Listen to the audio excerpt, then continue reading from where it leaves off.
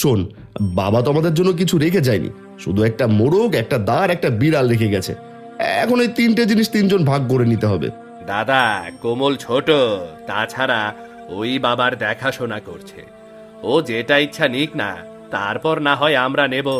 না দাদা, তোমরা বড়, তোমাদের অধিকারও বেশি।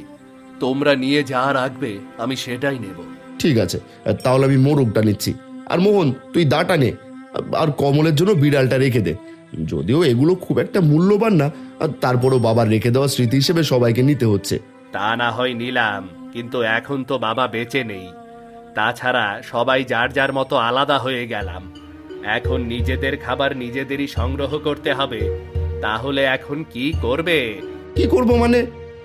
এখানে থাকলে আমাদের কে বসিয়ে খাওয়াবে? তার চেয়ে আমি কোনো রাজ দরবারে গিয়ে দেখি রাজার কাছ থেকে কোনো সাহায্য নিতে পারি কিনা। তুমি ঠিকই বলেছ, আমিও তাই করব। আর ছোট, তুইও তাই কর। আমরা তিন ভাই তিন রাজ্যের উদ্দেশ্যে রওনা হয়ে পড়ি। 1 বছর পর আমরা সবাই এই জায়গায় ফিরে এসে দেখা করব। ঠিক আছে দাদা, তাই হবে। আমরা 1 বছর পর আবার এখানে এসে দেখা করব। নাও, এবার যার যার জিনিস নিয়ে বেরিয়ে পড়ি।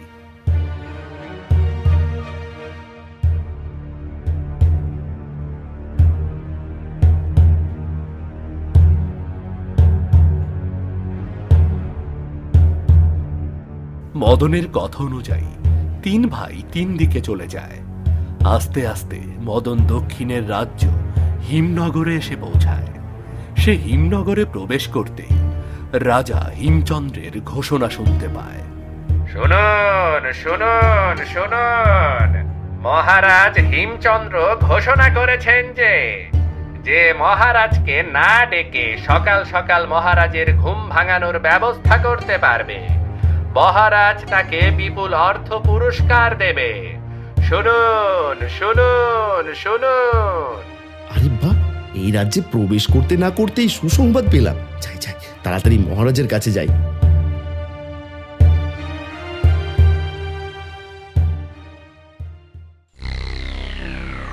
মন্ত্রী, আজও আমার নিদ্রা থেকে জাগতে এত বিলম্ব হলো কেন?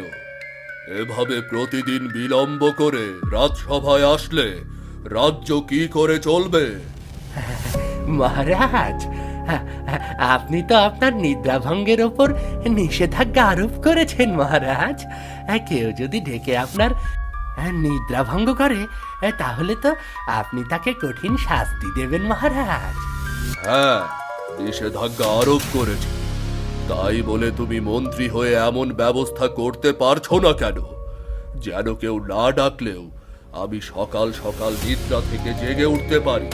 মহারাজ, আপনি চিন্তা করবেন না, আমি সারা রাজ্যে ঘোষণা দেওয়ার ব্যবস্থা করছি মহারাজ। এবার কোনো না কোনো একটা উপায় বের হবেই মহারাজ।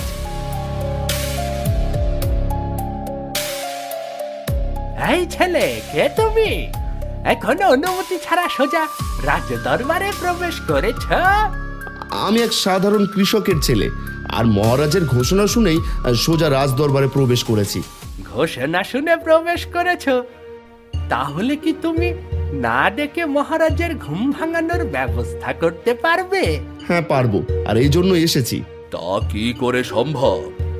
আবার এত জ্ঞানী মন্ত্রী থাকতেও যা পারছে না, তা তুমি সাধারণ ছেলে হয়ে কি করে করবে? মহারাজ, মন্ত্রীমশাই না পারলেও আমি পারবো। এই যে দেখছেন মোরগ, এটা কোনো সাধারণ মোরগ না, এটা মন্ত্রপ্রুত মোরগ। এই মোরগ তার মিষ্টি কণ্ঠ দিয়ে প্রতিদিন সকালে আপনার ঘুম ভাঙাবে।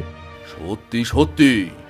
এই মোরগ তার মিষ্টি সুরে আমার ঘুম ভাঙিয়ে দেবে, আর রাজ দরবারে আসতে আমার বিলম্ব হবে না? হ্যাঁ মহারাজ, সত্যি বলছি, আপনি যেমনটা চাইছেন ঠিক তেমনটাই হবে। বেশ, তোমার এই মোরগ যদি সত্যি সত্যি তার মিষ্টি কণ্ঠ দিয়ে আমার নিদ্রা ভঙ্গ করতে পারে, তাহলে তুমি অনেক পুরস্কার পাবে। আর যদি আমাকে রাগান্বিত করে, তাহলে তোমাকে কঠিন শাস্তি পেতে হবে। যথাজ্ঞা মহারাজ, আমার কথা সত্য না হলে আপনি আমাকে যা শাস্তি দেবেন আমি তা মাথা পেতে নেব।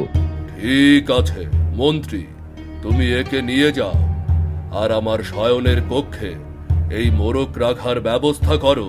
যাও। যথাজ্ঞা মহারাজ। এই চলো।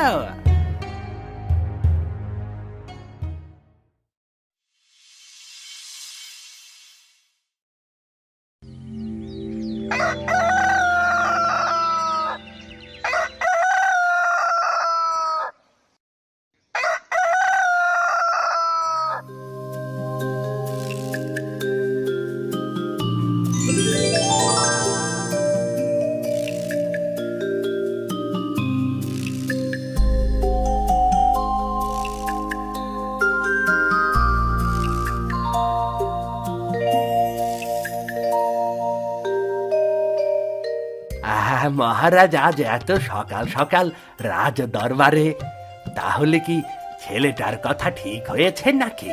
হ্যাঁ মন্ত্রী, ছেলেটার কথা একদম ঠিক, কিন্তু এত সহজ বুদ্ধি কেন তোমার মাথায় আসলো না এটাই বুঝতে পারছি না। মহারাজ বলে আর লজ্জা দেবেন না। মহারাজ, তাহলে তো এবার আমি আপনার পুরস্কারের যোগ্য। হ্যাঁ, কিন্তু তুমি পুরস্কার নিতে চাও নাকি কাজ নিতে চাও? না না মহারাজ, আমি কোনো কাজ চাই না, কর্ম করতে আমার ভালো লাগে না। আপনি পুরস্কার দিন, তাতেই আমি খুশি। বেশ, তাই হবে। মন্ত্রী, তুমি এই ছেলেটাকে 100 স্বর্ণমুদ্রা পুরস্কার হিসেবে দিয়ে দাও, কেমন? যথা আজ্ঞা মহারাজ।